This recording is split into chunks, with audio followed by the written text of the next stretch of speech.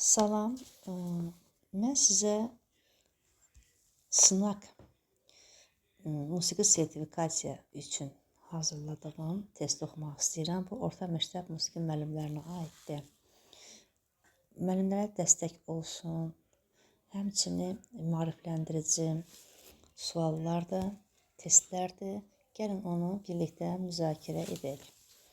Sual 1. Dahi bəstəkar Üzeyir Hacıbəyənin yaradıcılığında 2 opera eyni ildə yazılmışdı. Pərdə və şəkilləri eyni olan opera hansı variantda düzgün verilmişdir? İlk 2 operalar eyni ildə yazılıbdı. Həmçinin bizdən onun pərdəsi və şəkillərin də eyni olduğunu soruşur. Bildiyimiz kimi, şərq dünyasında muğam opera janrının təməlini qoyan Üzeyir Hacıbəylidir və Üzeyir Hacıbəylinin 6 muğam operası var. Leyli və Məcnun, Rüstəm və Zöhrəb. Bunlar eyni ildə yazılmır. Leyli Məcnun 1908-dir, Rüstəm və Zöhrəb isə 1910-dur. Şah Abbas və Xurşudbanu, Şeyx Səlam. Şah Abbas həmçinin 1912-dir, Şeyx Səlam isə 1909-dur. Əsli və Kərəm 1912-dir, Şah Abbas və Xurşudbanu və 1912-dir. Aha, illər düz gəldi. Əsli və Kərəm, Harun və Leyla. Yenə baxırıq, Əsli və Kərəm 1912-dir, Harun və Leyla isə 1915-dir. Demək düz deyil. Artıq düzgün variantı biz təxmin etdik. Əsli və Kərəm, Şah Abbas və Xurşudbanudur. Amma onun 4 pərdə, 6 şəkildə ibarət olduğunu da bilməliyik və həqiqətən də C variantı buna uyğun gəlir. Sual 2. Verilmiş uşaq bəstəkarlarının adları və yaradıcılıqlarını birləşdirin. Uşaq bəstəkarları yenə Ağabazı Rzayevadır, Oqtay Zülfüqarov, Asiya Sultanov, Fikət Əmir. Əsərlərə baxdıqda Sərçə, İdman, Kukla, Mişar, Quşlar, Nağıl, Nəğmə. Və beləliklə biz belə qənaətə gəlirik, ekranı yaxınlaşdırın, belə qənaətə gəlirik ki, Ağabazı Rzayevanın mahnısını Kukla, Mişar, Oqtay Zülfüqarovun mahnısı Sərçə, İdman, Asiya Sultanovaya məxsus olan Nağıl, Nəğmə, Fikət Əmirovun isə Quşlar mahnısıdır. Bu da düzgün variant bizə gəldi, hansı D variantı. Yəni A-dan C-dir, 2-dən A, B, 3-dən Ə, 4-dən də E. Situasiyalı sualdır. Sualı diqqətlə oxuyub variantına diqqətlə baxsaq, biz bunu tez tapa bilərik. Uşaqlar meşə ilə gedirlər. Birdən yağan yağış, göyün gurultusu onların yolunu azdırır. Lakin uşaqlar qorxmurlar.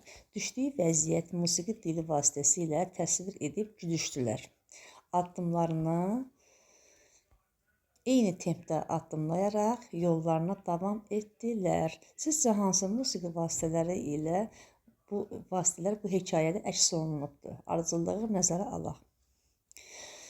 Biz ilk növbədə sual bir çətin gələr, yəni başa düşmək də lazımdır. Amma variantına baxanda tez başa düşəcək. Çünki bizdə göyün gurultusu, yağışın şırıltısı, bu səslər qeyri-musiqi səsləridir. Sonra siz cümləni oxuduqca biz orada gülüşdülər olan hissiyə gəlir ki, bu gülüşdülər də sevincdir, şəndir, major ladına gəldi. Və növbəti cümləmizə baxaq. Yəni, hər cümləsi bir mənadır və hər cümləsində də deyir ki, eyni tempdə addımlayaraq yollarına davam etdilər. Eyni tempdə addımlayaraq yollarına davam etmək isə marş tempidir. Artıq biz variantı tapdıq, E variantı. Bənövşə uşaq xoru hansı heyətin tərkibində yaranıbdır? Bənövşə uşaq xoru Azərbaycan televiziya və radio tərkibində yaranmışdır 1958-ci ildə Əfsər Cavanşirov tərəfindən. Biz növbəti sualımızda izləyək. Sual 5. Bir musiqi tədqiqatçısı 18-ci əsrin sonlarında bir əsəri analiz edir. Əsərdə 4 hissəli struktur gözlənilibdir. Lakin bu əsərin 3-cü hissəsində ənənəvi meyniyyət əvəzinə daha sürətli və zarafatçı xarakteri skerçodan istifadə olunub. Bu yeniliyi simfoniya janrına gətirən və simfoniyanın atası hesab edilən Yosef Haydnın ənənələrini köklü surətdə dəyişən bəstəkar kimdir? Qısa formada başa düşmüş olsaq, biz belə nəticəyə gələrək ki, simfoniya 4 hissədən ibarətdir. Üçüncü hissəsi Miniyetdir. Miniyeti skerçoya çevirən isə Ludwig van Beethoven'dir. Düzgün variant. B variantı Beethoven. Elə suallar var ki, çox asandır. Yəni, yenə də deyirəm ki, bu maarifləndirici suallardır. İndi bilmək olmaz ki, məsələn, sınaqlardan nə düşəcək. Sadəcə olaraq bu maarifləndiricidir. Yəni, bunu bilmək məncə hamı üçün maraqlı olar. Azərbaycan dövlət himnlərinin xronoloji olaraq düzün. Biz bilirik ki, himnimiz ilk himn 1919-cu ildə yaranıbdır. Sonra isə qələbə himni Sovet hakimiyyəti dövründə 1941-1945-ci ilin qələbəsi münasibətilə Üzeyir Hacıbəylinin himni yazmışdı və o da 1946-cı ilə əhatə eləyir. Azərbaycan dövlət himni isə ikinci versiyası isə müstəqilliyimiz əldə edildikdən sonra bərpa oldu ki, bu da düzgün variantı A-dır. 1, 2, 3. Verilən rəqsləri hansı ölkələrə məxsusdur? Uyğunluğu tapın. Bəli, artıq rəqslər, xarici ölkə rəqsləri də bu da bizim çərçivəmizdə var, yəni sertifikasiya çərçivəsində var. Yunanistan rəqsi dedikdə o variantlara sitra kimi götürürük. Fransa dedikdə Miniyet Kurantadır. Norveç Xallinadır, Çin Kabukidir, İspan Xata Sarabandadır, Argentina isə tangodur. Bəli, bu rəqsdə, bu variantda isə, bu rəqslərin düzgün variantı isə D variantdadır. Məşhur cüzələrin mahnısı Qəmbər Hüseynin yazılığına aiddir. Əgər əsər hansı muğam üzərində və neçənci ildə bəstələnib? Burada çaşdırıcı cavablar qoymuşam. Bəli, rast muğam üzərindədir. Ancaq biz onun ilin bilsək, 1948-ci ildə yazılmış olar. Həmçinin 48-ci illərdə ayrı muğamlar vermişəm. Seygah muğamı yazılmalıdır orada. Demək, düzgün variant rast muğamı 1948-ci il. Növbəti sualımız. Azərbaycan Dövlət Simfonik Orkestrinin dirijorları hansı bəstəkarlardır? Dövlət Simfonik Orkestri bizim burada ilk dirijorları bəstəkar Niyazi, Çingiz Hacıyev və Əfrasiyab Bədəlbəylidir.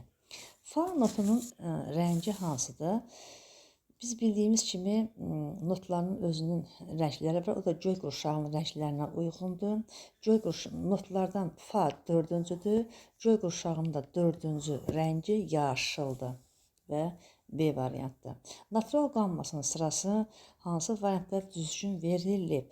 Natural qamma dedikdə biz qammaların işarəsini nəzərə alaq və bilək ki, mi ilə başlayırsa 4 işarə olmalıdır. L ilə başlayıbsa, təbii ki, burada 3 işarə olmalıdır. Amma burada heç bir işarə yoxdur. Demək, bu düzgün deyil.